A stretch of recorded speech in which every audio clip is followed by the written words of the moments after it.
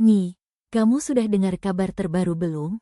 Ini tentang ruko kosong di sebelahmu itu, bisik Siti dengan volume suara yang diatur sedemikian rupa agar tidak terdengar oleh petugas kebersihan yang sedang lewat. Matanya melirik penuh arti ke arah bangunan kayu 2 lantai yang cat hijaunya sudah mengelupas dan kayunya mulai menghitam di sisi kanan loket Aini. Aini mengernyitkan dahi. Ia kembali duduk dan fokus merapikan sisa lembaran tiket yang belum terjual. Kabar apa lagi, Ti? Paling juga pemiliknya sudah setuju ruko itu dijadikan gudang penyimpanan ban atau mungkin kedai kelontong baru. Memangnya ada apa lagi, bukan? Nyi, ini jauh lebih menarik dan sedikit mewah untuk ukuran dermaga kita. Siti memotong cepat, tangannya bergerak antusias seolah sedang melukis sesuatu di udara. Tadi subuh, saat aku baru sampai parkiran, aku lihat beberapa orang berseragam rapi mulai bersih-bersih di sana. Katanya, ruko itu disewa oleh orang lokal kita sendiri, tapi dia sudah sukses besar di Jakarta. Namanya sudah melambung di sana sebagai pengusaha muda. Dia mau buka usaha tour and travel kelas atas, khusus untuk wisata sejarah dan religi di Bintan. Bayangkan, Ni, pelabuhan kita bakal naik kasta, kata orang-orang yang bantu bersih-bersih tadi. Pengusaha ini orangnya tinggi, gagah, kulitnya bersih seperti orang kantoran Jakarta, dan katanya sangat pintar bicara. Orangnya berwibawa sekali. Namanya, kalau tidak salah dengar dari bapak-bapak yang angkut mebel tadi. Agus. Iya, namanya Agus, seru Siti tanpa beban. Seolah nama itu hanyalah sekumpulan huruf biasa.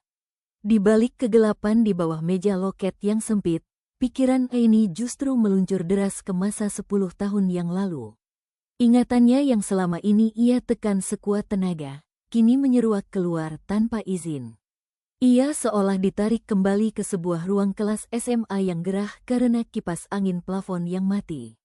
Di sana, di depan kelas, ia melihat seorang remaja laki-laki dengan seragam putih abu-abu yang sedikit kebesaran namun rapi.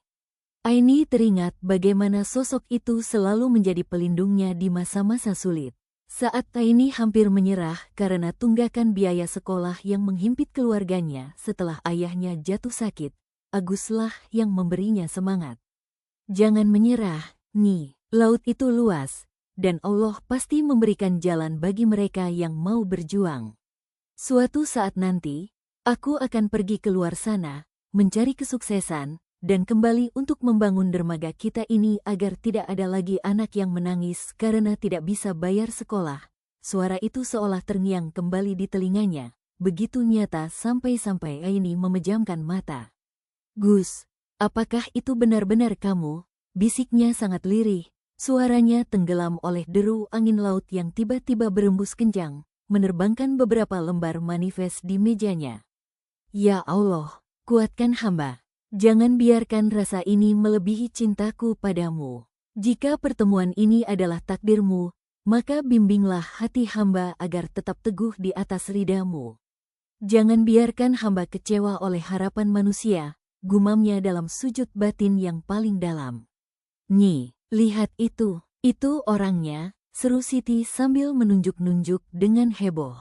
Wah, benar-benar gagah, lihat kemejanya, pasti mahal itu. Pria itu berdiri di depan ruko tersebut, memandang ke sekeliling pelabuhan dengan ekspresi yang sulit diartikan. Ia sempat menoleh ke arah loket tiket ke arah di mana Aini sedang membeku di balik kaca. Untuk sesaat, Aini merasa mata mereka bertemu, meski terhalang jarak dan kaca yang sedikit berdebu. Dunia seolah melambat bagi Aini. Suara klakson kapal, teriakan porter, dan ocehan Siti mendadak menjadi senyap. Yang ada hanya degup jantungnya sendiri yang terdengar seperti tabuhan gendang. Tampan sekali, kan? Siti menyenggol bahu Aini. Ayo Ni, jangan bengong. Antrean mulai panjang lagi. Aini tidak tahu apa yang akan terjadi besok atau lusa. Namun, Aini yakin satu hal, takdir Allah tidak pernah salah alamat. Jika memang pria itu adalah Agusnya yang dulu, maka dermaga ini akan menjadi saksi sebuah cerita yang baru saja dimulai babak pertamanya.